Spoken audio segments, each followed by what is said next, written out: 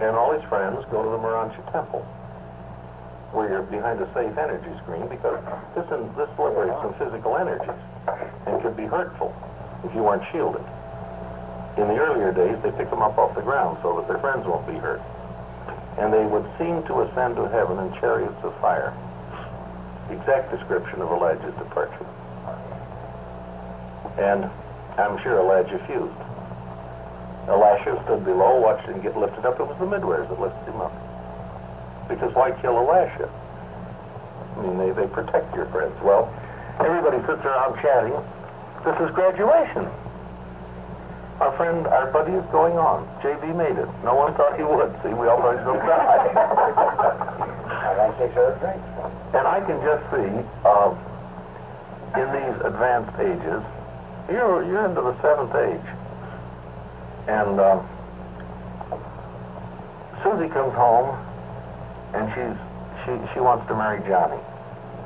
And after she's gone, there's a parental conclave. I'm not so sure, you know, they die in that family. There's a certain stigma attached to the fact that these people still die. You know, I don't know, wrong side of the spiritual tracks. I gather from the papers that as you go deep into the 7th stage of light and life, and deeper, fewer and fewer people die. But the author of that paper states flatly, he has never yet found a world where death has been totally eliminated. I have the feeling from that statement that it's rare. But I think we're approaching a limit here. You follow me? And I do believe that in the next universe age, which is you're describing, I think people will stop dying. Now, what can we draw on for speculating parallels? In each local system, there is a world, one. It's a specialized world. You know, the Adamites are supposed to upstep us. Well, here's where the Adamites get upstepped. A female Adamite mates with a Melchizedek life carrier. And instead of the Adamites diluting their blood with human blood, they upstep their blood, so to speak. And it produces Midsoniters. I've thought about that word.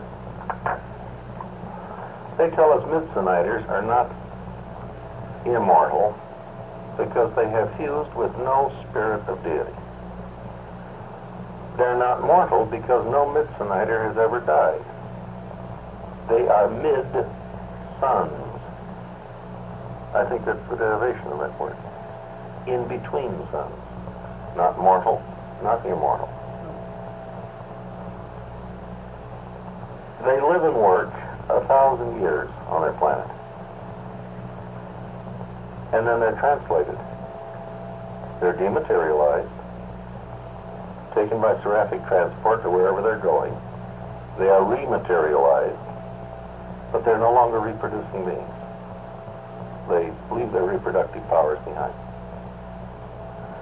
This, to me, is the safest speculation on what a world like ours would be like someday.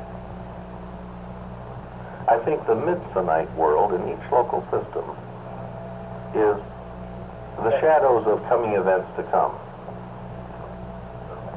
It's a dry run to this type of operation.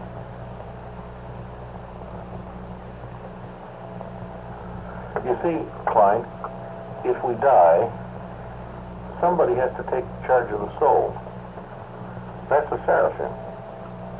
Then you have a guardian angel that goes through with the survivor to paradise. So our seraphim are being depleted all the time. No problem today because the creative spirit is manufacturing them all the time. But she's going to be gone. So we quickly run out of seraphim in the next universe age. And I think death will cease on 7 trillion inhabited worlds. I think we're going to get closer and closer to the elimination. You know, some world will say it'll be like how many days since the last accident? Yeah. How many days since the last person died on Earth? You know, we've gone 22 years now without a death. All translations. Then the damn record is spoiled. Some joker dies. It wears me out to think of all these trillions of years that we're going to have to go through. You know how I look at that. It's relative. When you come right down to it, there's two kinds of time.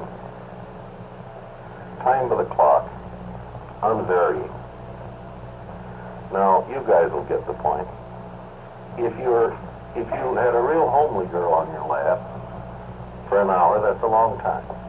A real pretty girl for an hour, that's a short time. You get my point?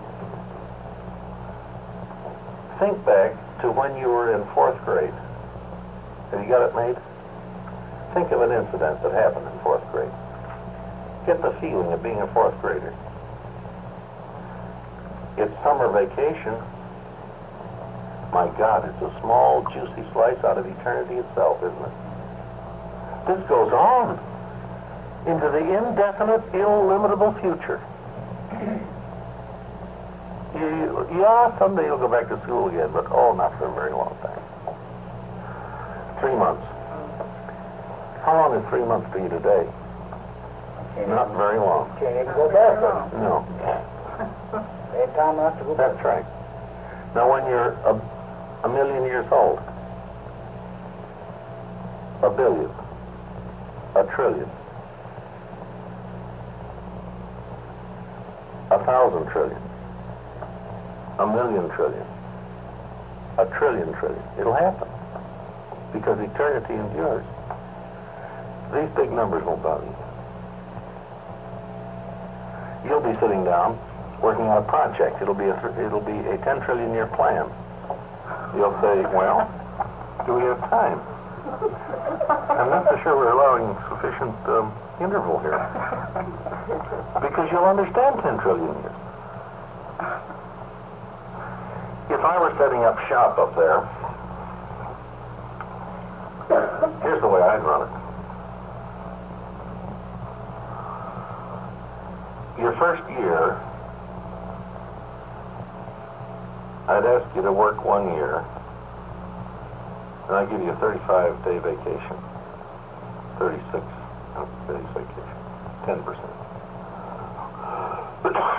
You'd come back, I'd say, now let's work for 10 years, and then take a year off. It's kind of like a sabbatical. Come back, I'd say, why don't you sign up now for a century and then take 10 years off? Someday, on that progressive basis, you're going to have 1 trillion years of free time. And you'll know how to handle it. You'll know what to do with it. You'll be so full of good projects. You'll be very gainfully occupied for 1 trillion years. These will be constructive things, helpful things, except they'll be your idea. You won't be working under direction. You'll be a free agent for 1 trillion years. And of course, your next vacation will be 10. These things are just as sure to happen as dried apples and rainwater. Because eternity endures. And we're going to endure with it. Because we have the equipment. If we'll only use it. Shoot. What's the significance of the word master after physical control? What I was taught Master physical, I don't know. normally. Why are physical controllers called master physical controllers? They named them that. I don't know, Bert. I know, but normally that word master has something to do with there isn't anything. Does it have That's what they a might do. time sequence that would connote master, the emergence of a master creator? No. They achieve the mastery of matter in time, just like the supreme power centers eventually reign supreme over power. I'd never given it a thought, Bert. As far as I'm concerned, they could have eliminated both those. Just said power centers and physical controllers. Well, it's brain that works all You right. know, I don't know what it's good for. They be in control of it to the emergence of it, not the absolute, I don't know. not the emergence to the beginning. They're under I brain wondered. power center. You see, power centers and physical controllers don't work in outer space. Our story of the nebula here changes when you're in outer space. The associate force organizers stay right on the job, and no creator sun shows up. Because that outer space level, first one, is uninhabited. See, there's your master for it. And I've wondered what these power centers and physical controllers are going to do. Are they going to stay here in the 7 super universes and maintain equilibrium? Will new power centers go into outer space? Or will the force organizers completely displace them out there? I don't know. Oh, And there isn't a thing you can hang your hat on for speculation in the papers. I think there's a significance to it. Maybe. Because there always is. There usually is.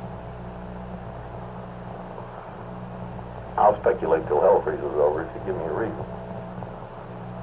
If we've got to have something to fill a gap, we'll invent it. If we've got some hooks we can hang it on, that's fun. You can do it with great assurance then. But speculation for just the sake of speculation, that's fantasy. It doesn't intrigue me.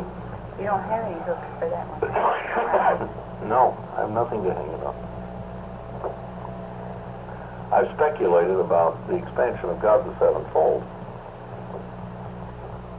And there's warrant for this now. It says that God the Sevenfold began to function when the 7 super universes were organized and will probably expand in function in outer space. All right, to me, expand means more of. And this could be more levels as well as more members. And I have thought, I've dreamed up an expansion to God the Tenfold. Why 10? 10 is associated with the Supreme. Besides which, you get the personnel to fill the gaps. Well, that expansion got sevenfold, I think. Could be. Could be on the material level. You see, the Supreme Being is unifying more than just sovereign power. He's unifying thing, meaning, and value, which is a new unification.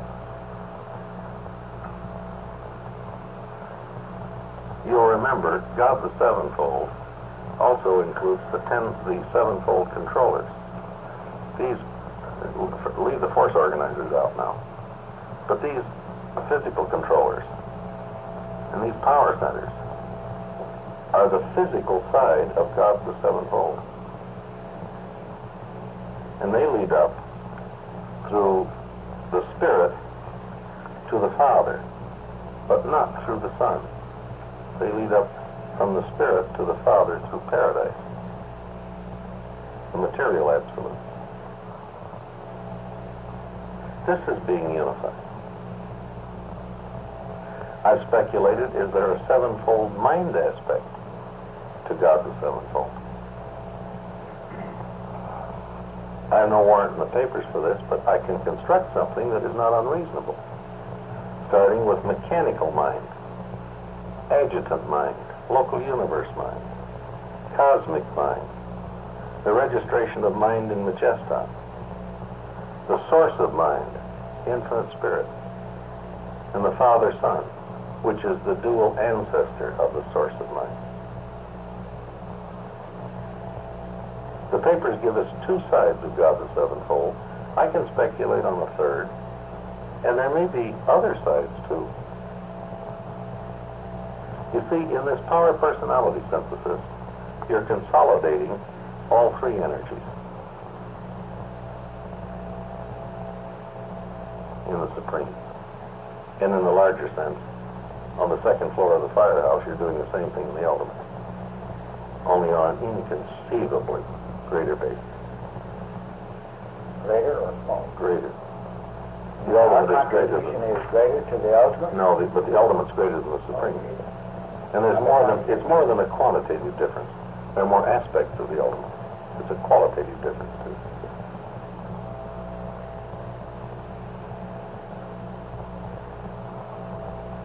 No, we don't have a devil in the Urantia book. But we do have problems. They're impersonal problems. the one expression when in trying to put down my feelings for God. God is so loving, but so unsoft. The ones he loves the most, he challenges the most. There's nothing soft about God. A soft parent might do the kid's homework before the kid had tried. But I don't think you've got the proverbial chance of a snowball in hell of getting any help out of God until you've tried. Until your gas tank is really empty. Then, if what you want to do, God wants done, I think you can get a load of gas there. But only if he wants it done too. Because his answer to your prayer may be no. You want to make that hill, but he isn't particularly concerned. That hill is not important to him. Again, go back to when John the Baptist was languishing in the dungeon in the Maccabeus fortress. And Jesus didn't do a darn thing. And this puzzled John's followers. Judas never entirely got over it. From the human perspective, this looked like callousness. From Jesus' perspective, it made good sense. John had accomplished that for which he was born. And his life was over down here. And a great future lay ahead, which Jesus could see.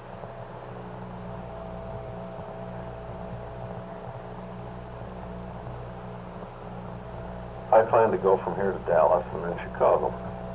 That's my plan. I don't think God particularly cares whether I make it to Dallas or not, you know? Now, I have a complete feeling of spiritual security in the Father's love. But my mind tells me he is supremely indifferent to the temporal incidents of my life, so I carry a big slug of travel insurance. In case I don't make it to Dallas, Flo will have plenty of offers because she will be a rich widow. And I hate for her to go through life alone.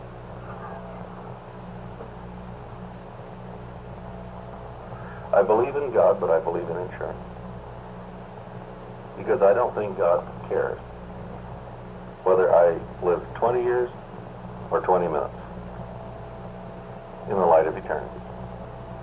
The only time they would care is if I have unfinished business to do that they're interested in. But that doesn't pertain to me personally. That pertains to a function.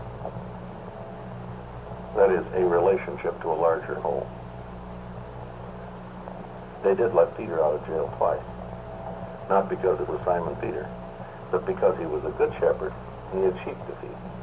And a big investment had been made in him. And it's not because he was more beloved than any other. But they wanted the investment to pay off.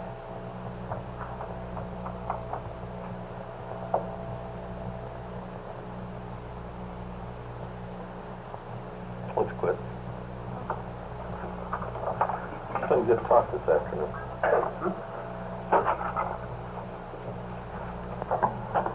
Well, if we cut off, we'll stay. That makes time to Okay.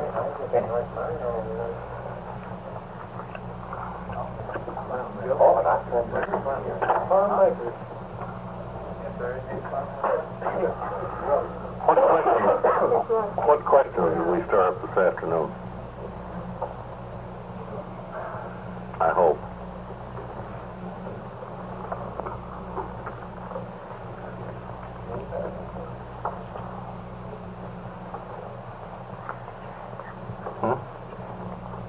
No, I asked if there were any. Bill, do you lose finite perception once you attain some degree of absolute? No, I don't think so. Well, I'm There's not nothing going to get you today. There's nothing in the papers that discusses this, but they tell us as we move from a material level to a spiritual level, we never lose our capacity. And in an analogy, I wouldn't think you would. I would reason by analogy that we'll never lose anything. But I misunderstood. We were talking about that yesterday where, You can look 10,000 years back. yeah, I thought you said, do you grow? Now, you Redmond, I said, do you lose finite perception? You Oh, said, you you sure do. Oh, I You did just- not. I said you don't lose anything. You just grow on different levels. You I see, said I thought it was the best bit. let's take an example, and we'll paraphrase one that's given in the papers.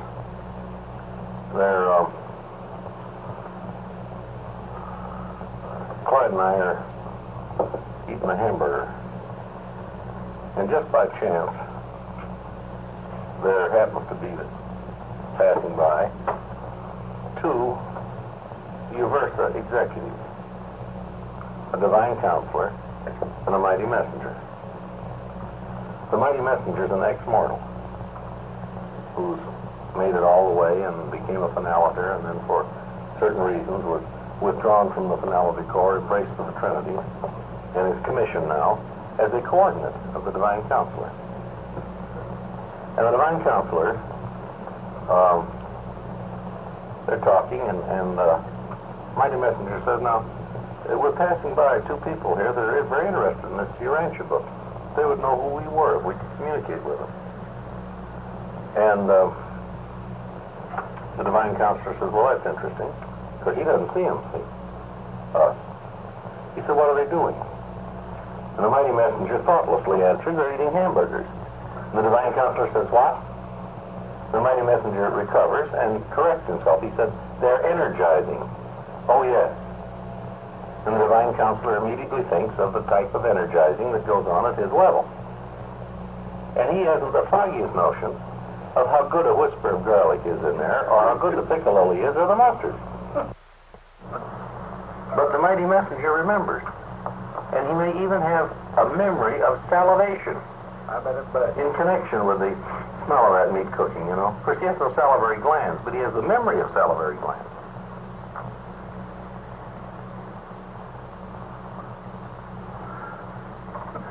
The divine counselor and the mighty messenger can communicate. But there's a great deal that the mighty messenger can't communicate to the divine counselor. Let's go back to our discussion of personality. Remember the three levels, and the one level. I think when you're hitting on 6 cylinders instead of 3, you're up on the 2nd floor of the firehouse. You're going through transcendental growth. I think you're a super person.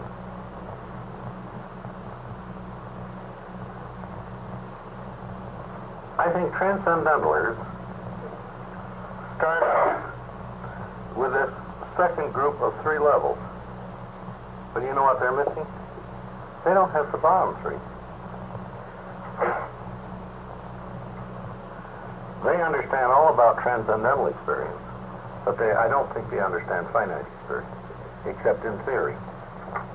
When the mighty messenger says to the divine counselor, they're energizing, the divine counselor, in a manner of speaking, understands what's going on. Theoretically, he knows this is what is going on. And maybe he's had a life carrier explain to him the anatomy of a human being, so that he actually understands that we have a mouth, teeth, a gullet, a stomach, a digestive tract, and we might as well stop there. And but you never could convey to him the fragrance of the hamburger, could you? Oh, it's How can Bobby investigate his own? He brought it, Daddy. Yeah, they gave that quite a play in Chicago.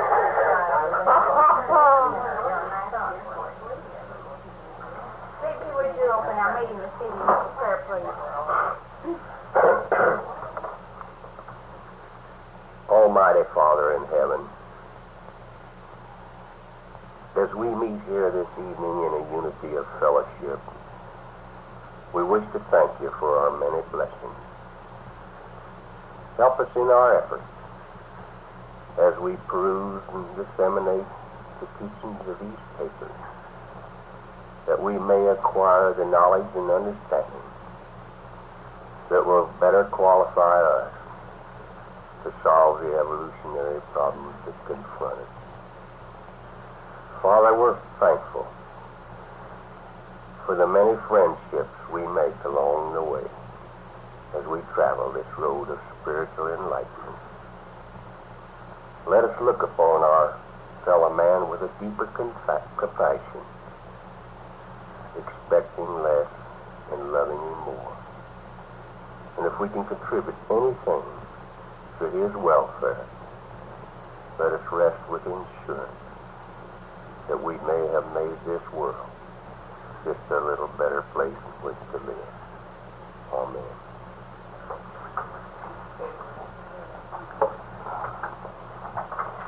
Does anyone have anything special they would like for Bill to talk on this evening?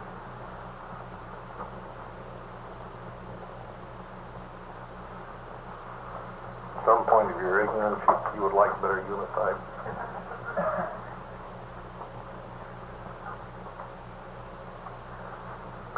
That's my only claim to fame about this book. My ignorance is thoroughly unified. Dr. Until something you'd like to discuss? I always do to the gender in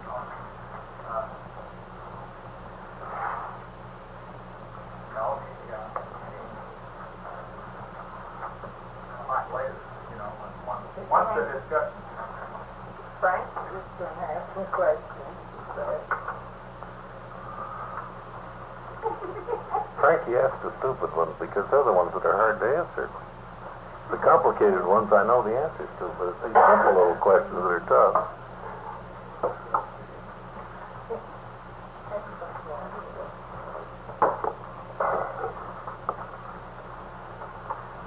I suggested since you had taken a thing from the seven churches, we started here, but you've done that for us, I believe. Yes.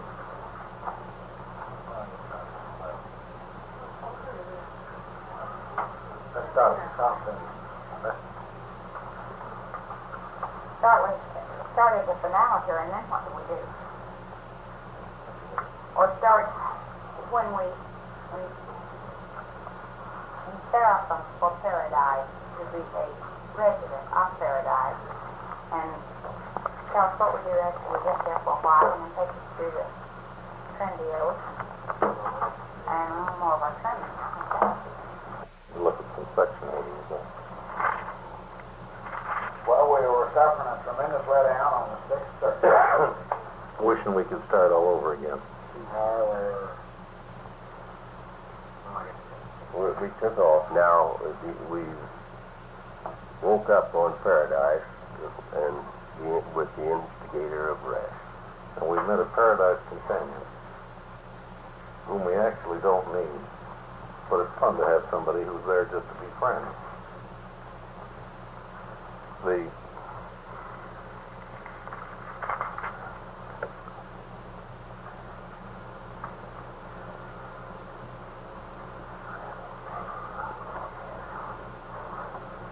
I think a teacher's experience with Paradise is an intriguing one, because there are always things that you're not quite getting out of the tail of your eye. That doesn't mean you're not seeing what you're focusing on. But there are overtones that always go beyond you, because Paradise is absolute, and we are finite. And yet, our adjuster is not finite, and we're all the time suspecting there's more to this melody than meets the eye. You know, we're seeing everything we can take in, but there's always a little feeling that there's more than we're taking in. Our peripheral vision is suggesting that we keep looking, and then, well, it's still finite, see. But it's just like you can see motion better out of the tail of your eye sometimes at night than you can directly ahead. Have you been conscious of that? And always we're getting a little waver over here, and yet when we look, it's finite. Paradise is full of all kinds of things. If there are overtones in Havona, there are more overtones in Paradise.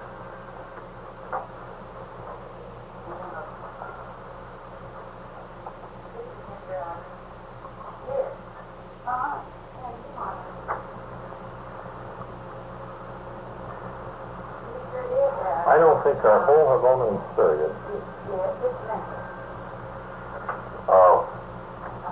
equips us to really know what we're going to hit when we get there, to live there. It's sort of like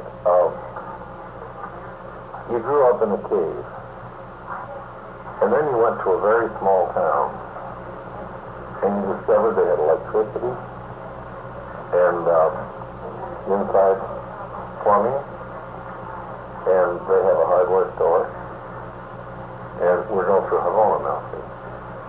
And then from there you go right smack to Times Square. Yeah. That's the jump to paradise.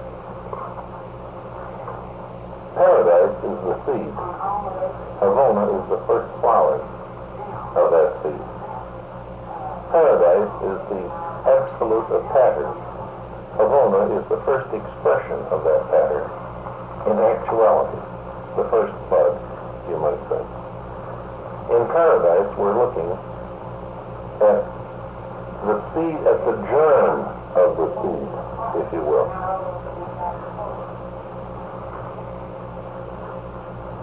I think that in spite of all our preparation, we're pretty much country bumpkins when we get to paradise.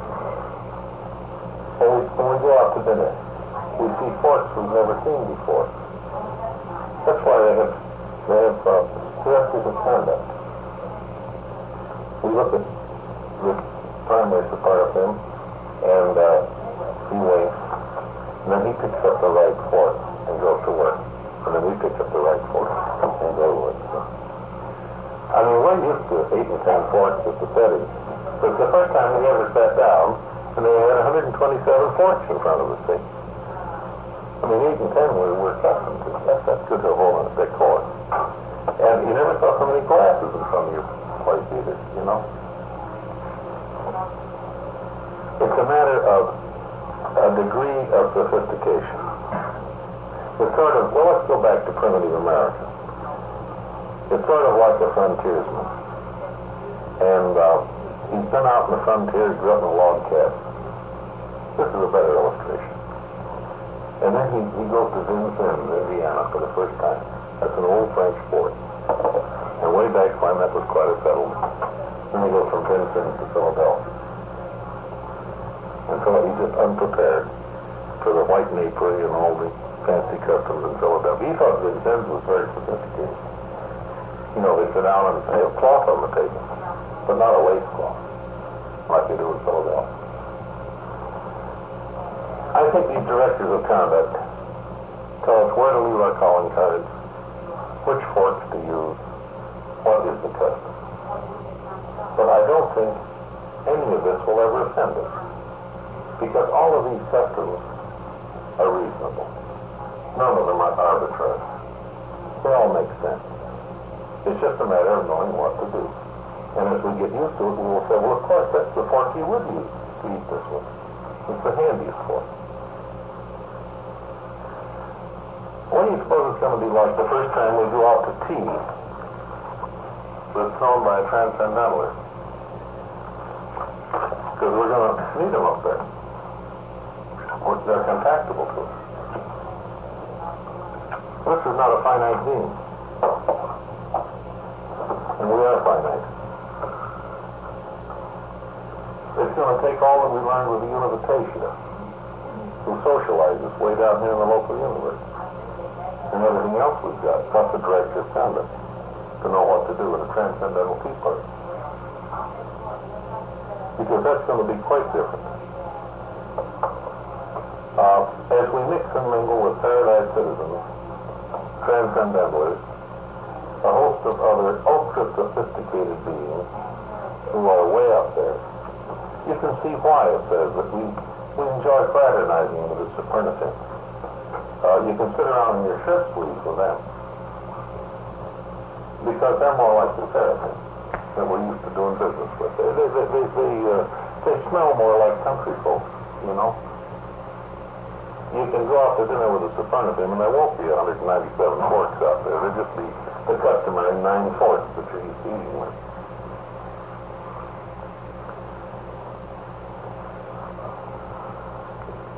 I think to every human being who's hungry for knowledge, contact with a living library would be a great experience. I have a dead library at home that keeps growing. 4 put-up shelves are across one side of the living room, and they're pretty well gone now. I accumulate books, in spite of the fact that I loan them.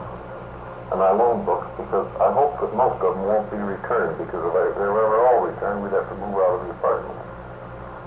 You see, if people steal your books, then you have a selective library. Because you rebuy the book that you miss, and you don't rebuy the book that you don't miss. The book stealing, I think, is a very great ethical service performed by one's friends. But to go into a living library, where you don't have to go look for it, where you want to sit down and talk the history of a period instead of reading the history of a period. Can you imagine? I know people that read history without looking at maps. This to me is fantastic. I mean, I usually have a map out along with the period. When they're talking about the conversion of the Grand Duchy of Lunenburg into the Electorate of Hanover, I know where Lunenburg and Hanover are in northwest Germany. But can you imagine reading this history, watching a Walt Disney animation of the map, having about 42 TV screens, and you've got the ability to look at each one independently and take them all in. And each one of these TV screens is depicting crucial episodes in the history that you're reading.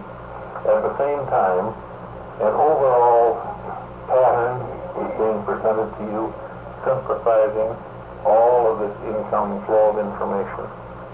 Cube it, take it to the 4th tower. This is communication on Paradise. You don't have to see Elizabeth Taylor play Cleopatra. You see Cleopatra play Cleopatra, if you want it.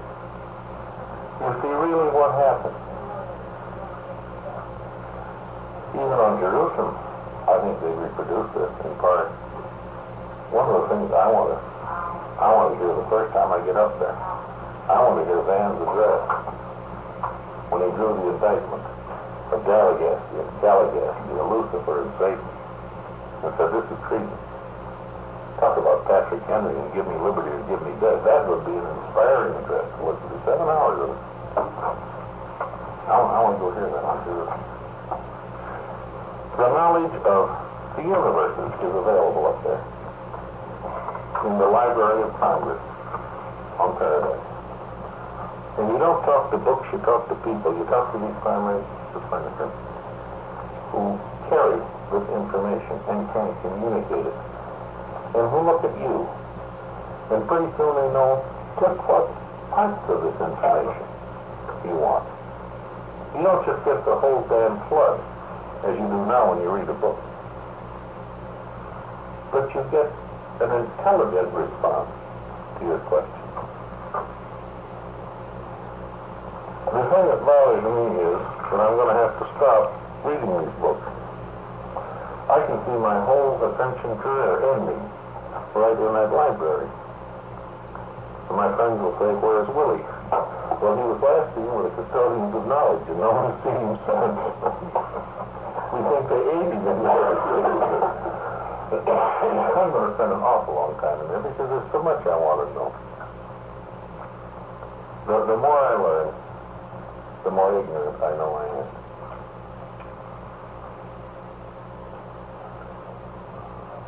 I think the only thing that would get me out of that library would be the opportunity to talk to people who like to speculate.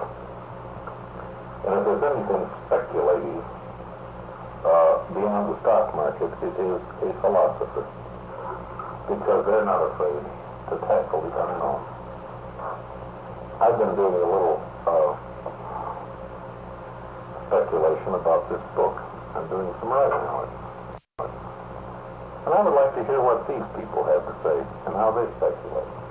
Because you see, these masters of philosophy on paradise have at their fingertips all of the knowledge available to the custodians of knowledge. And they've got real brains.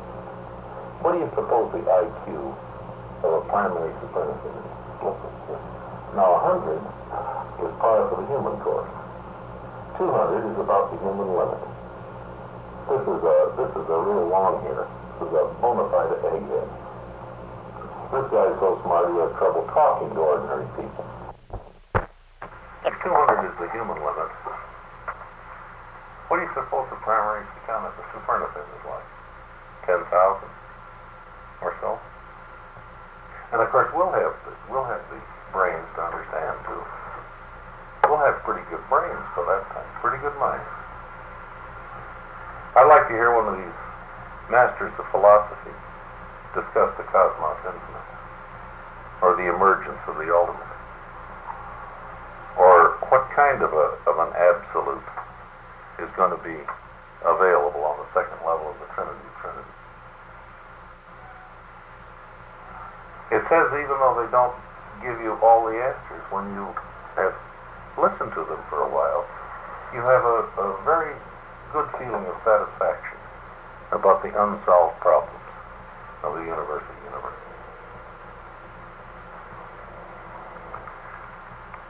And don't forget, all this time, you either got a buddy with you to share your enjoyment, or you got a paradise companion with you. You're not alone in this. You've got somebody with you that you can turn to and say, gee, wasn't that a swell discourse we just heard? Or did you ever see a presentation like that? We are just beginning to understand how to teach and communicate with our various visual aids, auditory aids in teaching. We are beginning to learn how to go beyond language, through pictures, through animation, through symbolization. And up there, they've really got it down pat. Just think, you can go in, and in an hour or so, you can pick up the information that would take 10,000 years of classwork down here to absorb. And you've got the capacity to absorb it and retain it. You want to know something? All finaliters are eggheads by the time you get up there. You're interested, you're informed, and you can absorb. You can digest. You see, the more you know, the more you can understand. The more you can understand, the more you can appreciate in terms of the present and the speculative future. The more you appreciate what's been done for you, the hungrier you are to say thanks. And that's why I think the culminating experience on paradise is worship. We've come up through much. We have earned our capacity to understand. We've got, what was it? Fed on disappointment. We feasted on uncertainty. We've shown courage when confronted with the inexplicable. We've said, look, I'm in partnership with God. You can't stop me. There is nothing that's impossible.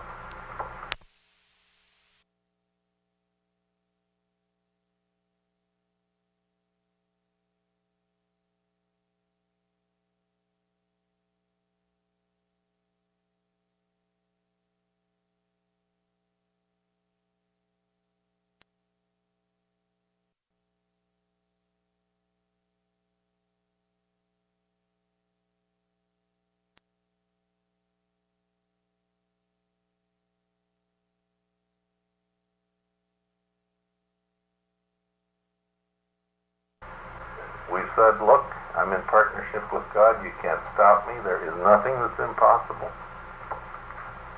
And when this capacity is further enlarged by all knowledge and wisdom that flows into paradise, is it strange that creatures should want to give thanks to God for that which they are just beginning dimly to realize He has done for them? If we can feel thankful here with our very limited capacity, how much thanks do you want to give when you're up there with a very much larger capacity? Incidentally, when you've met God and know who you're thanking, we feel who we're thanking down here. You know you're thanking up there. I think that's why the Supernatum that conduct worship can never quite figure out how grateful these people are. They never came up through the long mill. They're grateful to God. They've always been grateful. But they're complete strangers to the problems and the tribulations of emerging from the animal level by finite evolution to this level where we can stand on paradise with citizenship papers. I think that's why worship gets out of hand on paradise. It goes on a rampage. And it gets to the point where even God recognizes that this kind of thanks is being given, and He signals His recognition appropriately. There's a strong intimation here that if they didn't teach us how to worship, it would take an interminable length of time. We just want to sit there. Worship, as they describe it, must be fun. This is not sitting on hard seats or kneeling on hard floors. This is an outpouring of love. The best analogy I can give is if a guy is in love, fresh in love with a girl, or a girl with a guy, time stands still when they tell each other of their love, doesn't it? And this must be like that up there. This is exquisite pleasure, for creatures wouldn't resist it. This is what your heart, your soul, your mind, your spirit, your personality, your whole self wants to do more than any other thing imagined, is to express this love. And the only experience I can think like it that humans know of is the exquisite experience of falling in love down here on earth. And you want to say something about it.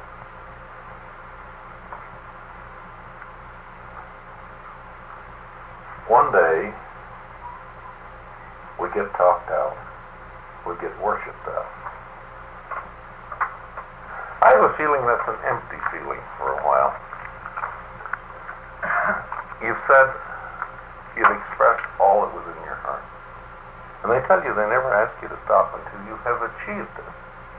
You have really said thanks. You have given thanks. You have expressed love. And you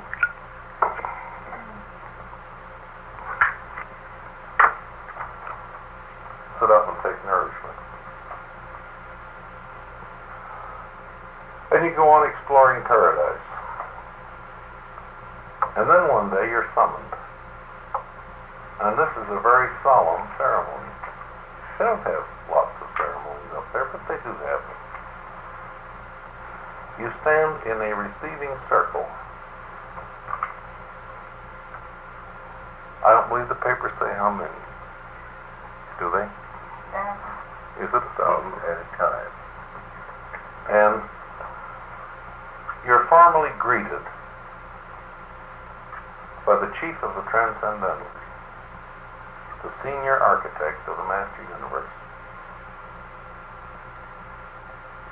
And in human terms, he says, raise your right hand and take this oath after me. And you take an oath of eternal allegiance to the Paradise Trinity. And as you take this oath, you become a finality.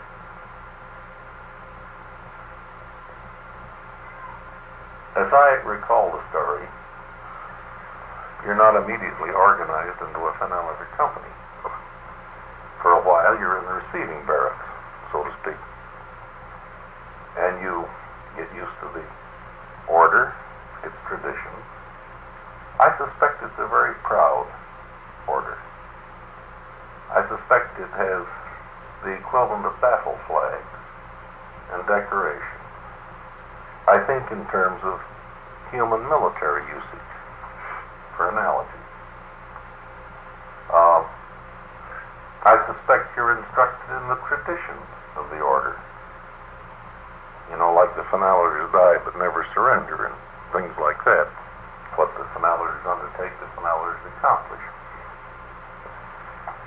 And after you're sufficiently indoctrinated so that you've learned how to walk like a finaliter and hold yourself erect like finaliters hold themselves erect. These are stupid comparisons, but it's the best I can do.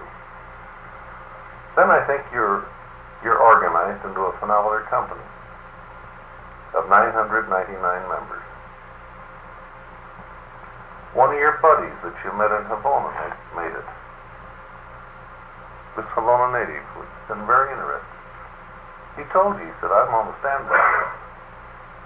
I've been on the standby list for over 8 billion years. And my number's coming up. He's been standby. And you did a little calculation. And he, at the time, he said, you know, he said, there's a very good chance I might make it about the same time you do. He's on the second Havana circuit. So all the uncertainty's gone out of your adventure. I mean, it's just a question now, going through the rest of the chairs in terms of nature. And by gosh, it's the same fellow that you met down there, and we're so fond of. How do you suppose they determine who is the commander of that finaliter company? There's nothing arbitrary about it. Each company of 1,000 finaliters has a commander. And I imagine he's chosen in a very appropriate way. Among the 1,000, this is the personality who is obviously best suited to the command of that troop. And won't it be interesting to see how that's done up there? I imagine the commander of the finaliter company is everyone else's second choice for the head job. You know, if you want a general manager for a division, pick the man who's everyone's second choice after himself. I suspect occasionally there'll be a very distinguished person. A person like Machiavelli Melchizedek who might be there, who obviously would be the best fitted to command. You'll recall if there's an Adam and Eve in the finaliter group, they're often made joint commanders.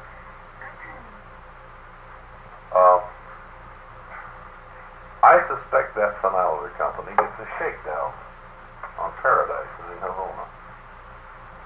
You get used to doing close order drill together, again to use a crude analogy.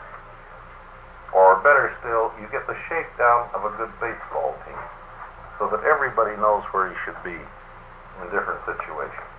You are a company, not just 1,000 personalities. You know how to function as a team. You know each other's special attributes. This Havana native, he's the authority on past eternity problems. He's the only past eternal member of the entire finaliter corps. You got a midwayer in there. Out of the 1,000, there are about 275 are ex-seraphim, to the second largest group in there. The majority are ex-humans. you've got roughly 10 non-seraphic, non-mortal members. And of course, you've got these intriguing gravity messengers. You've got 1,000 gravity messengers attached to your company. The chief messenger is a member of the Finality Company. And you're missing one member. You're short one man. You're going to be short one man. Don't you suspect that the Finaliters wonder who the missing member is? Each Finality Company is missing one member.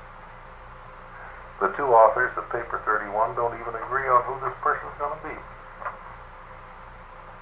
They have two different opinions, which indicates to me that speculation is rife as to who's missing. And then, one day, you get your orders. Your commander gets the orders and he musters the company and he reads them. Your orders are to Super Universe number 1 for assigned duties. You may be a Finaliter Company in observation on a fairly primitive world like Urantia.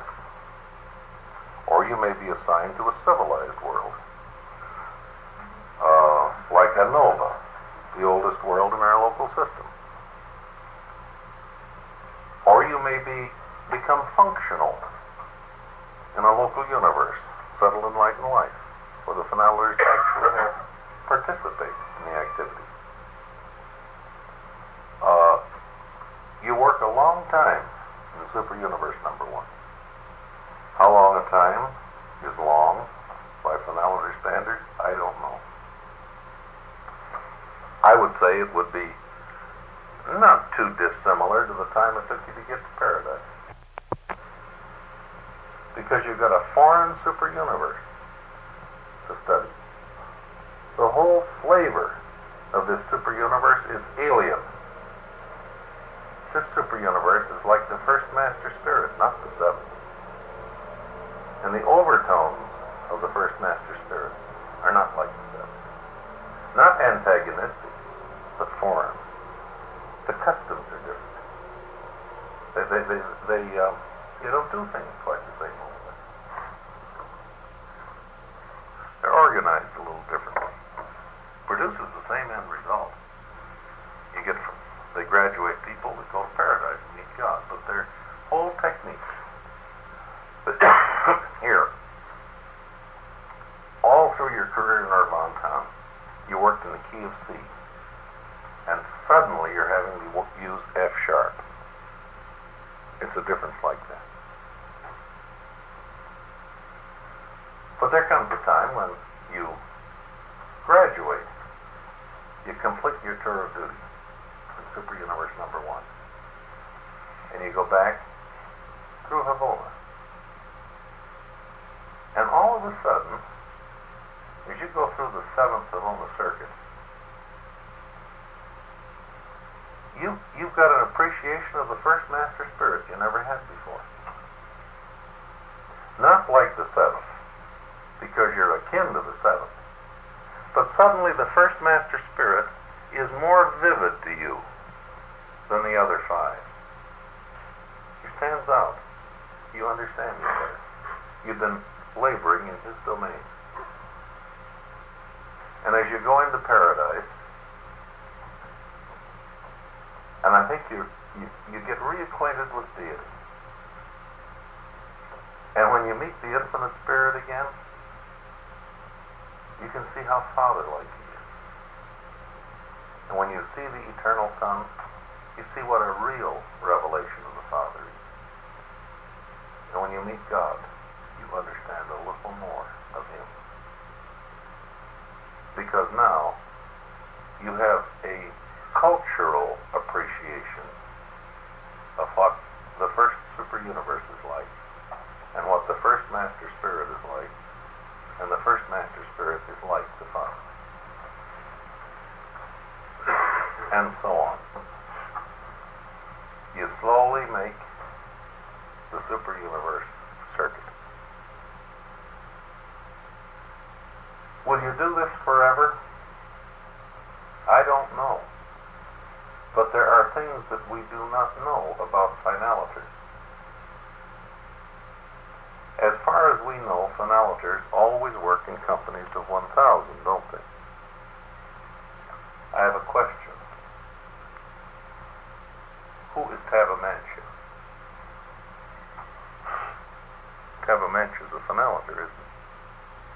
He's a very old finaliter. Tabamantia is the name of a finaliter who grew up on a world like ours, which was isolated because of rebellion number 1 in all time and space. The first rebellion that ever took place.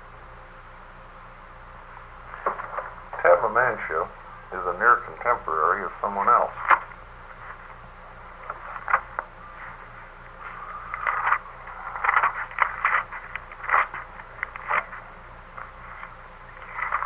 Tabamantia is a near contemporary of the author of Paper 54. The author of Paper 54 is a mighty messenger of experiential survival in the first system rebellion in the universes of time, now attached to the super-universe government of Orvantan. This mighty messenger was a guy on the system capital when the rebellion broke loose, like Van on our world. Tabamantia was born later in that system on an isolated world. These two beings are near contemporaries of Gran Fanda. Together with Gran Fanda, they are two of the oldest finaliters we know about, because this mighty messenger is an ex-finaliter. He was once a finaliter. Finaliters do not serve eternally in companies of 1,000, because Tabamantia works all by himself now. He is the inspector of the experimental group of planets in our local universe. He has got roughly 340,000 planets that he inspects, because we have roughly 3,400,000 approximately in the local universe. No, 3,800,000, that's it, isn't it? And 10% of them are experimental. So he's got roughly 380,000 planets that he goes around and inspects. And when he inspects, something happens. He's inspected this planet twice. Shortly after the first inspection, Adam and Eve arrived. And shortly after the second inspection, the Urantia book arrived.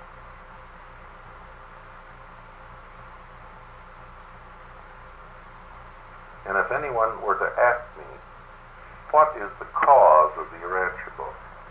And I had to name just one word, I would say Tabamantia.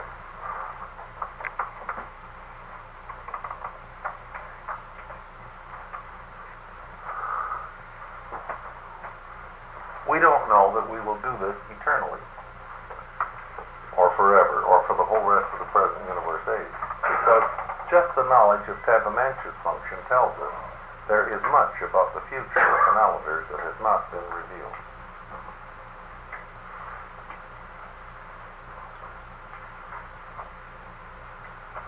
Finaliters are unable to prove God any more than we can prove God to each other. Lucifer knew finality, and Lucifer said they have been debauched by overmuch teaching. They are traitors to their kind. They are connivers in a great fraud which is being perpetrated on the unsuspecting systems of time and space. The finaliters couldn't convince Lucifer that God was real. So I guess you can't prove God on any level, this side of knowing Him. And if you know him on any level, you don't have to prove him. You merely compare notes and say, check, and go about your business, see. It's an ordinary thing, like dried apples and rainwater, if you know him. And if you don't know him, you can't prove him. Are we going to turn this off? All right. What happens to phenologers ultimately?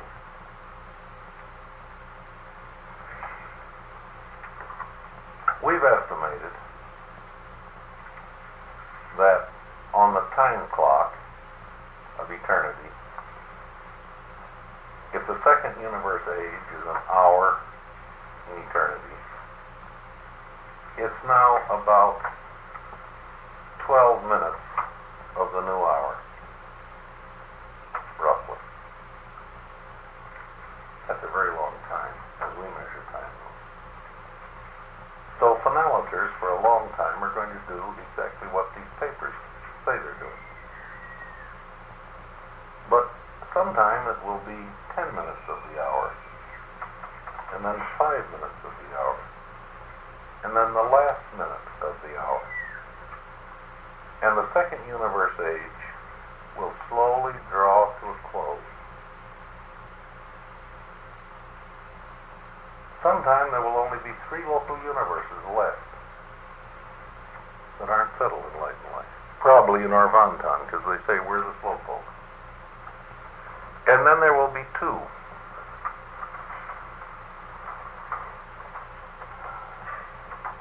And then 1. And someday, the last local universe will have only 1 planet left in it that is not settled in light and life. And someday the Trinity teacher sons will leave that planet. And someday they'll plant a Morancha temple on that planet. And it will be settled. And a chain reaction will start. Step by step. As we consummate destiny at the end of the present age.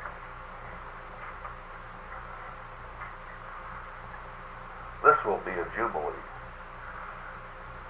This will be the most exciting time since they started the damn thing rolling an hour ago on the clock of eternity. You see, way back when this hour started on our eternal clock,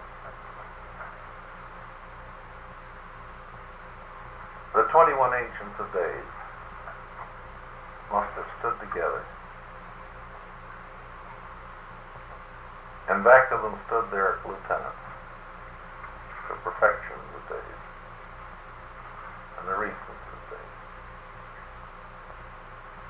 But not yet any unions or faithful to days. They were on the side. And others of their associates, censors, counselors, perfecters of wisdom. And these 21 Ancients of Days received their commissions as the high rulers of the 7 super universes. And they left paradise to take up their perpetual stations in time and space. That was the beginning of what I call the supreme adventure, when God challenged perfection with imperfection, and also challenged imperfection with perfection. It was a two-way challenge. To man, he says, be you perfect, even as I am perfect. To the Creator Son, in essence, he says, duplicate in time and space, by evolution, what I have created in eternity and in perfection. It's a two-way challenge. Well, I think that when the Supreme Being emerges, it's going to be something, quite something. When we meet God on paradise, don't think we're quite sure of all that's happening. We're sure of enough so that it's real. But when we meet the Supreme Being, we are going to know what's happening. We're bone of his bone, flesh of his flesh. You know, in between the space levels, there's a quiet zone. They're separate. And I think in between the universe ages, there is a quiet time. I think we're going to sit down and enjoy life for a little while. We've got it made. The super-universes will begin to merge and mingle. For the first time, you can cross the super-universe boundary line from one end to another. They're going to open up new communication networks, new direct lines of transit. At the present time, you can't do this. To go from 7 to 1, you've got to go in and then come out again. You can't go directly, unless you send a solitary messenger, I think. It's going to be very interesting to watch the super-universe cultures mix and mingle, and to see the reverberation extend outward as the Supreme Being becomes sovereign. And perhaps the Ancients of Days relinquish this sovereignty and swear allegiance to him as his lieutenant. And the unqualified supervisors of the Supreme become the high cabinet on the capital of each super-universe. I don't know how long this will last. It might last a half an hour on our clock. It might last 15 minutes on our clock. It will be an appreciable time. The time of consolidation. And then I think change will imperceptibly steal over the perfected 7 super-universes. An observer might say, well, I don't believe there are as many finaliters out here on duty as there used to be. There will be a thinning of the finaliter corps, companies in time and space. It won't be noticeable at first, and then it will become noticeable. Like the solitary messenger being withdrawn from service. Other orders will begin to show up in short numbers. Little by little, there's an in-trickle toward paradise. And finally one day, the last of the finaliters are withdrawn from their stations in time and space.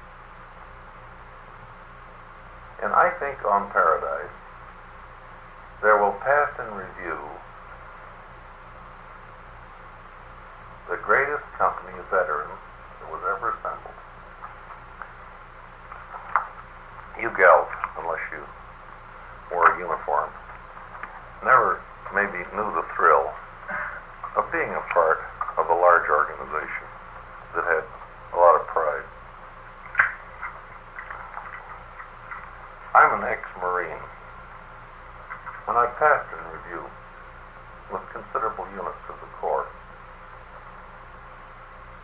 We had nothing larger than a brigade when I was in the Corps, but a brigade is a lot of men. And I stood out on the parade ground. Maybe it was one of our gaudy reviews, and we were in full dress, light blue whites in the summertime, with red pennants flying and flags and regimental colors.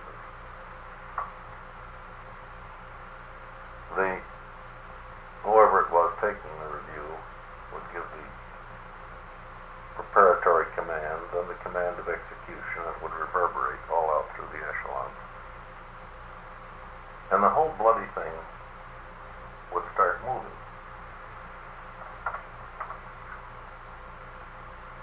It's a very thrilling moment if you're there legitimately and know your business. You realize you're a part of something much bigger than yourself. Units of this thing can die. But this thing itself would be extraordinarily difficult to kill.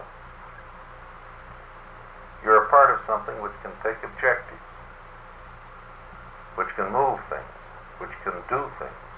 It's larger than a man. What do you think it would be like to stand on the limitless parade ground of paradise? The entire mortal core of the finality there assembled. The other 6 cores there assembled. The entire core of Creator Sons there assembled. And everyone else that's destined to outer space. To pass in such a review, perhaps for the first time, every member of all 7 cores together, maybe never again will they ever be assembled, but this once. You know, they'll take pictures of this. They have archives up there. My guess is that the reviewing officer will be the senior architect of the Master Universe. And when he says, pass in review, March, that's going to be something. And when the review is over, I think those concerned, just as the ancients of days before them, will receive their commissions as the creators, administrators, and organizers of the first outer space level. And the second chapter of this story, this is the ultimate adventure. The second chapter is entitled Exodus. The whole bloody Kashmir streams out from paradise. Past the Paradise satellites, on through Habona, from the 7 circuits, and above the dark gravity body, and into the super universes, streaming out fan-shaped in all directions, out through the super universes, and on to the edge, out through the quiet zone, and on out into that tremendous first outer space level, and the beginning of the ultimate adventure.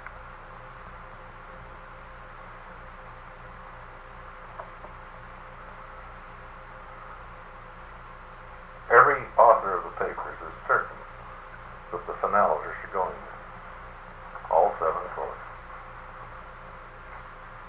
and that out there we can pay out the investment which has been made in us, in a cosmic sense, to do what Jesus said to Peter when he said, be a good shepherd, feed my sheep. Pay out the investment I've made in you. In a larger sense, we will then begin to pay out the investment which has been made in us. You see, what we need down here is help. We're imperfect. And so, beings of perfection come down to teach us, to help us. As Jesus did. As Machiavelli did. As Adam did. The folks that are going to grow up out in outer space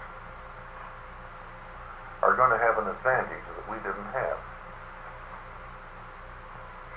The presence of the Supreme Being will be very helpful to them. But because he is present, they do not have the opportunity to grow in finite experience. There will be no finite experience out there. These folks will lack all of that tremendous richness which is our inheritance for having grown in here. And it will be our pleasurable duty to help them make up for this deficiency, just as the Paradise Savona personalities come down and help us make up for our imperfection. This is where we will be good shepherds, and we will pay as we have received. And in the paying, we will grow, even as Jesus grew, as Michael grew when he became Jesus.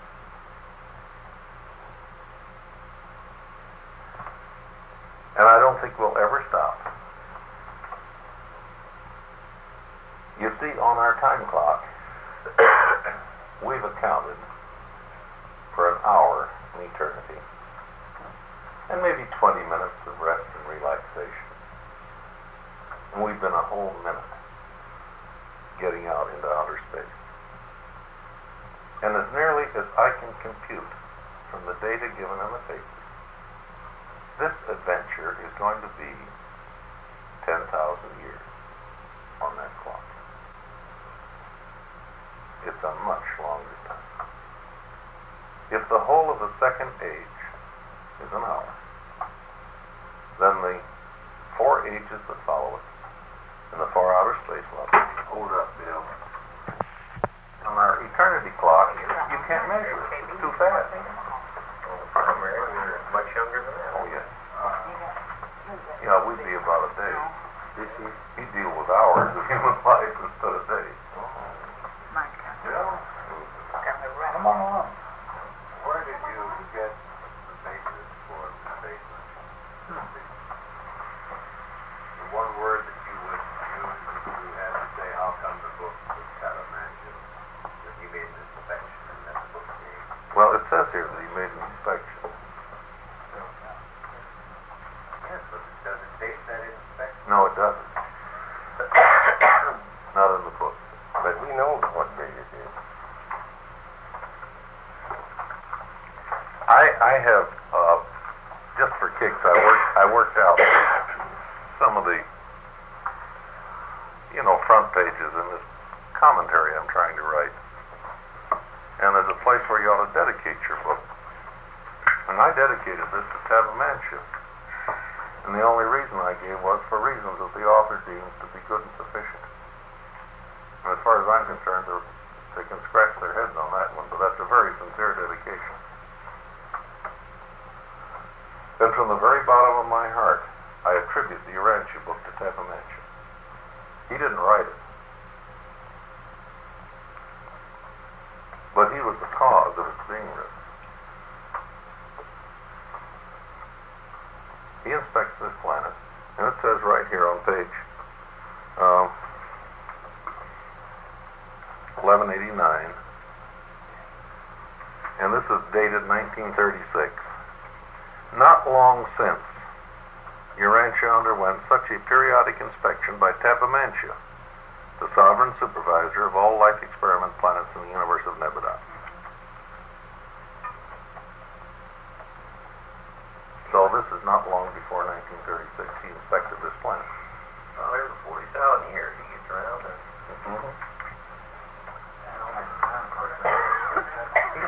he covers his territory. You see, you've got different time clocks. When I computed the age of Orvana, I did it on a simple arithmetical ratio. They said, in the problems of the Lucifer Rebellion, they give 3 awfully interesting statements. They say, you folks are a little critical of us, maybe, so we don't do anything about Lucifer.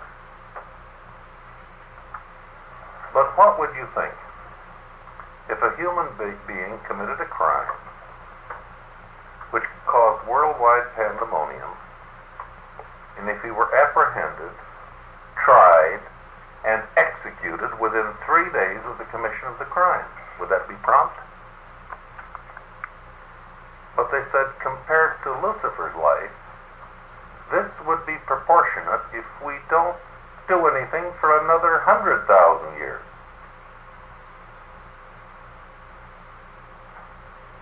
From the perspective of Uversa, it is 2.5 seconds.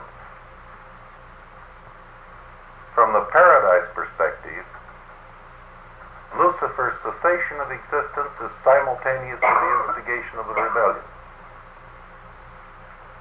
Now, you can compute Orvonton from this.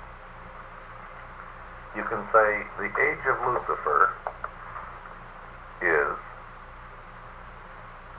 like 3 days to 2.5 seconds in a native of Uversa. We know the name of such a native, an Abendanter, a native born being on Uversa. He's a permanent citizen there. 3 days in the life of Lucifer is to 2.5 seconds in the life of such a native being as, this is your next half of your ratio now, how old is Lucifer? We can set limits on the life of Lucifer. Lucifer could not be 400 billion years of age because that's when Michael arrived. Lucifer is older than 200 billion years ago because that's when the first inhabited worlds were set up. Hold up. 50,000 billions, trillions, or quadrillions. It's trillions. It's not billions and it's not quadrillions. If that means anything to you. And this gives us a time clock to compute on. And as near as I can figure, as we figure out the indices of growth, we're about 3/4 through this time span. We get about 1/4 of an hour left, or a little less, maybe. And that's 10,000 trillion years.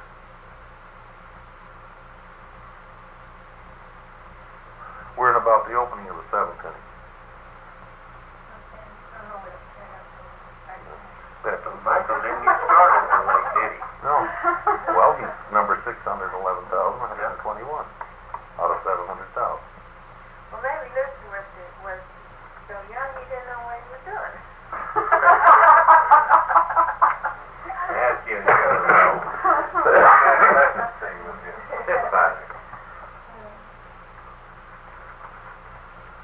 Well, they don't know why he did what he did, and I don't think anybody can say why, because he's a free will being. Do you think they have hope that he will reconsider? No, they know he won't. Because he's rejected all offers of mercy, and he's rejected them with increasing contempt. You see, Lucifer started out perpetrating evil. He believed in what he was doing.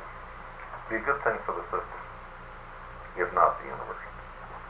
At some point, Lucifer came to the realization that what he was doing was good for nothing, but he persisted. He was too proud to admit he was wrong. This is where evil translated to sin. And as he persisted in sin, at some point sin translated to iniquity, and he made a final decision never to change his mind. And this is the unforgivable sin. Unforgivable because forgiveness would never be asked. He lost the ability to reverse himself. This works the other way, on the mansion world. When an ascending mortal makes an irrevocable decision to find God, this is a non-reversible decision. Then you fuse with your adjuster. Now, if you could make an irreversible decision in favor of God in your free will, then you have the ability to make an irreversible decision against God. The ability to do one implies the ability to do the other. And the irreversible decision against God is iniquity, and is the unforgivable sin. The sin for which forgiveness would never be asked. And that to me makes sense. If you can go all the way one way, you can go all the way the other way. Or you really don't have free will as concerns God. This is the one point at which I think a human being can make a super finite choice. An absolute choice. And we have this power because God is so empowered. And he has so empowered us because he isn't interested in having robots. He wants children. He doesn't want anybody who doesn't want him. And how many such decisions do you think are made by our finite mind?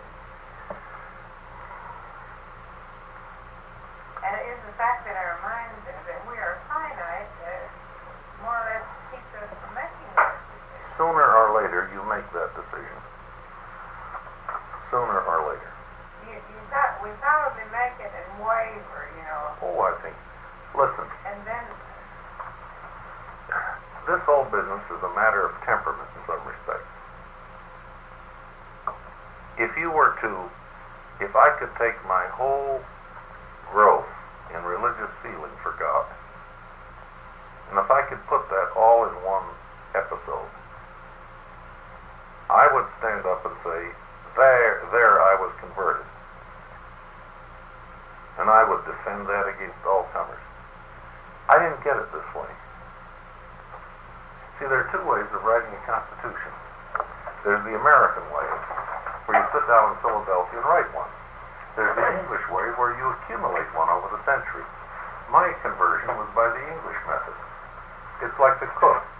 They were, quizzing him for the employment, and they said, how do you make hash? And he laughed. He said, you don't make it, it accumulates. My thing accumulates.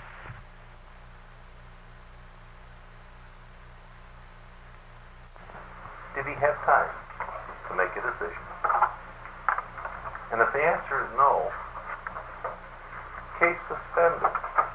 The adjudication stops at that point. And the ruling immediately is given. Additional time, please. Wake him up on the mansion world. We'll see what we have here. Again, Jesus said, if you're in doubt about the seed, give it time to blossom. You'll find out what kind of a seed you are. The adjudication stops unless the import of time, that's a secondary photographer, testifies there was time. Then they go on, they check with the memory of mercy. Is this creature in grace? Has he exhausted the mercy credit? It's very comforting. They tell you that the keys of the kingdom are sincerity. And there's another statement that's made. The sons of God lay to the credit of each creature a credit of mercy of lavish proportion, which is far in excess of the ability of any sincere creature to exhaust. I infer an insincere creature could run an overdraft rather quickly. But if you're sincere, you can't exhaust it. They've given you too big a cushion. They've given you your celestial capital to do business with. It's a free gift.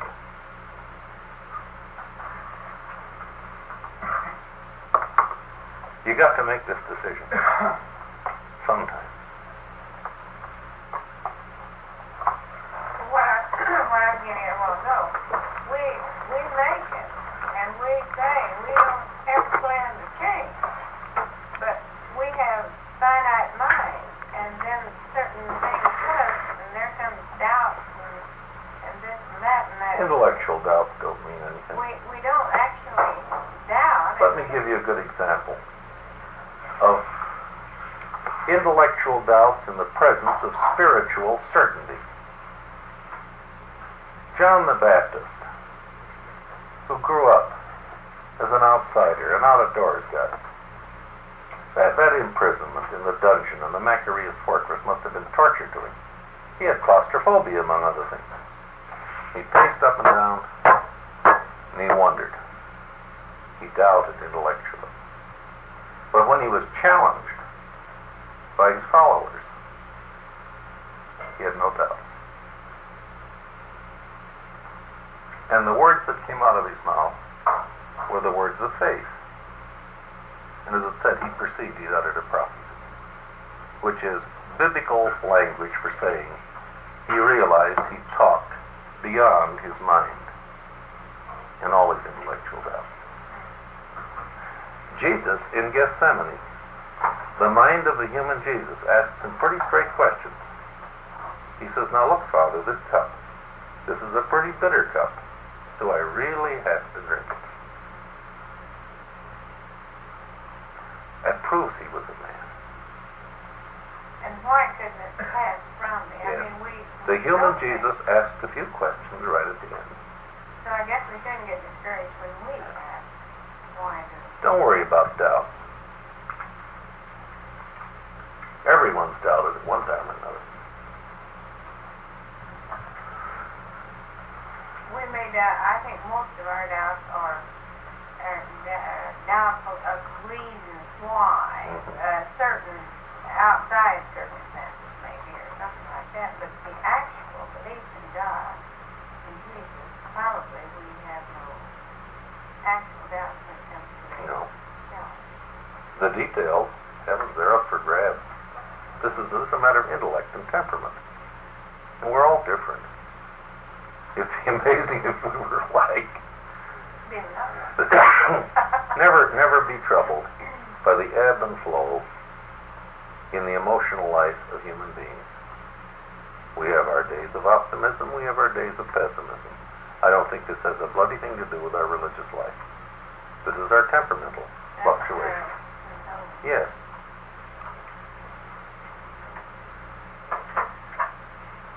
And don't ever think you've got it made, and don't ever doubt that you'll survive.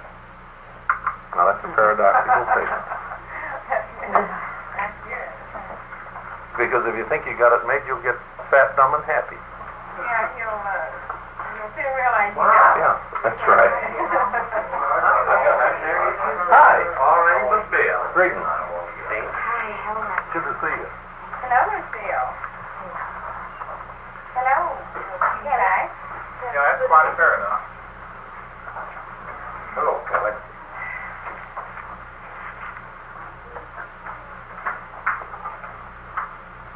No, to me, it again, when you feel this thing, it's very simple. Do you want to be a member of your father's family?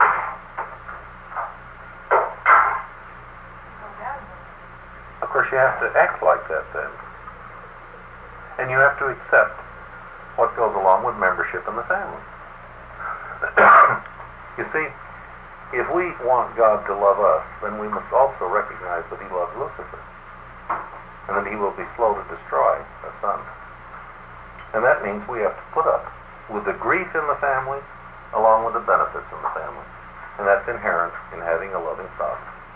Yeah, when you get in a bad mood, sometimes you're glad he's lenient with Lucifer. Sure. You make your worse than Lucifer. In Nazareth, one of Jesus' brothers was a hellraiser, Jude. And some of Jude's older brothers wanted to throw him out. But you'll recall Jesus would not permit it.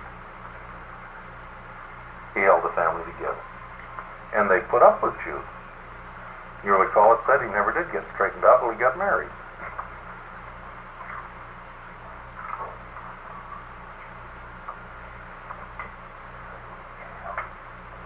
No, to me, the whole question of survival is a beautiful one of secure uncertainty. If you think you've got it made, I fear for you. And if you give up, I sorrow for you. I'm sure I can make it if I put everything I have on the line.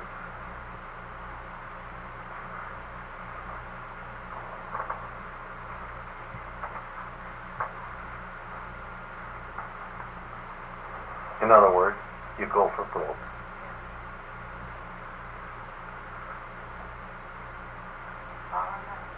And if you're forgetful, I don't think that's too damaging.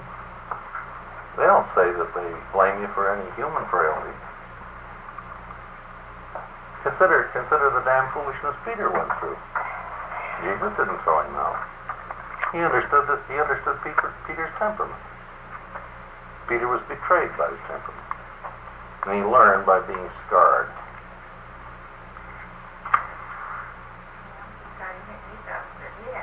Mm-hmm. Bill, do you think that when anybody's made the supreme decision, they'll ever rescind it? No, but I don't think in this lifetime you ever know for sure you've made it.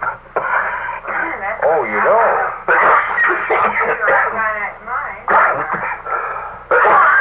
John Wesley, to the contrary, notwithstanding. I don't think you can ever know for absolute sure. All you can know is you've struck a course, and so far you haven't deviated, and so far you don't intend to deviate. You don't want. You haven't the least intention or desire to deviate. You're holding your course true. You may get blown off course. That's not your fault. Yeah, you may hit some chuckles too. Certainly. You've got a lot of rudder work to do. But every time you shoot the sun, find out where you are, you replot your course Godward.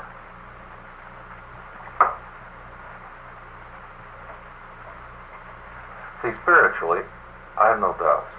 Intellectually, I have all the questions that anybody else has.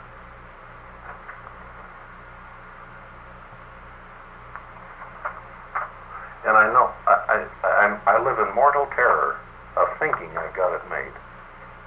I think this would be the surest way I could fail. Then I'd get smug. Then I'd get real stuffy. Then I would stop sharing with you the problems of the Urantia book, and I would begin instructing you from my soapbox. And you would very soon get tired of me. And it would become a sect. You'd become a sect.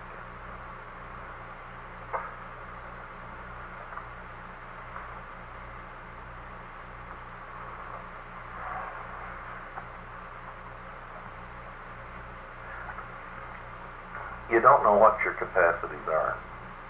Just try them. You're never asked to do more than you can do. But you are asked to do what you can do. If you feel that you're burdened spiritually, this is ego, I think. Not a lot of weight on your shoulders. Because these people measure precisely. And I don't think they ever ask anything of you more than you can carry. Now, your ego might ask of you more than you can carry. But that's your damn foolishness, not their error in estimation.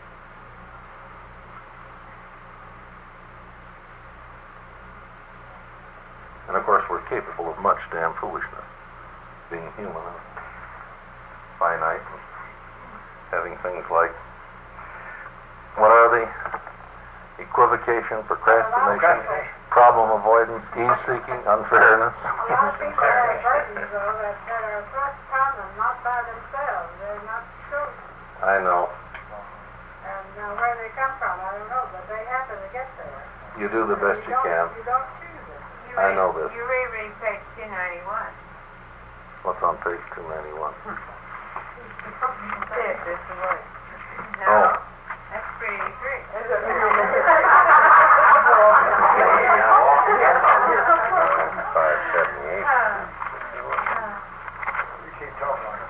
That's the 1, 2, 3 paragraph.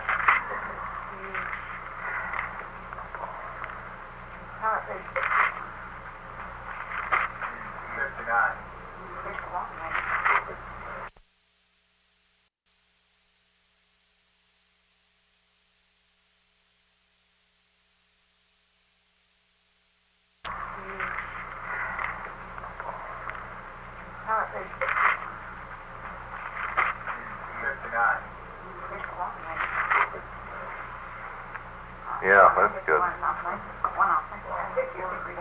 That's good. You don't think then forgetfulness is bad? No, But as a preacher was called back to the pulpit, I think it's human. and he was asked to preach, and he said, well, I'll have to review my notes. So he goes home and he decides to preach about the creation of man. So he puts his notes in his pocket. He starts preaching. He said, in the beginning, God created Adam. And he said, put Adam in the garden. He said, after a few days in the garden, Adam got lonely. So he said he decided to create him a helpmate. And lived down his note, and he said he called her Eve. Said they lived in the Garden of Walls, and Satan tempted her. And said all at once Satan tempted them so much that Eve eat this fruit, and they run them out of the garden. They got out of the garden for a while and decided to have some children. Said the first one born, they called him Robert Hall. Robert Hall. I'd like a small history here to tell me about the three great men of history. This is, they were, Art, Shepard, and Martin. Yeah. Boy, why didn't you laugh at that joke? That was just as good. Well, It was not. I've probably been hurt before. Well, that went over my head about Robert Hall. I'm not acquainted with him. Bill? Now that's being, there's a word for that, JB. Do you think we're two-thirds, you answered, do you think we're two-thirds of the way time-wise into the lifetime? How far are we towards light and life? On a planetary time clock? No, just on our plane you're in. Oh dear. Well, let's figure. And you know where we are and how many people are sitting in this Our planet's 1 billion years old. Life was planted here 550 million years ago. Andon and Fata appeared a little less than 1 million years ago. The Sandgicks and the planetary prince arrived 500,000 years ago. Planetary rebellion hit us 200,000 years ago. Adam and Eve arrived about 35,000 BC. Civilization went downhill from then until about roughly 10,000 BC by the latest archaeological findings. It's been slowly coming up since.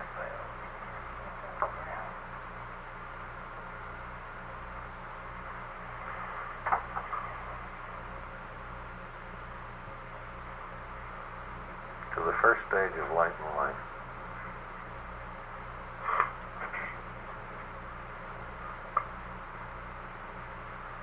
That's a foolhardy guess. I'll guess 1 million years. Or about the equivalent. What would you buy 300,000 years? Sure.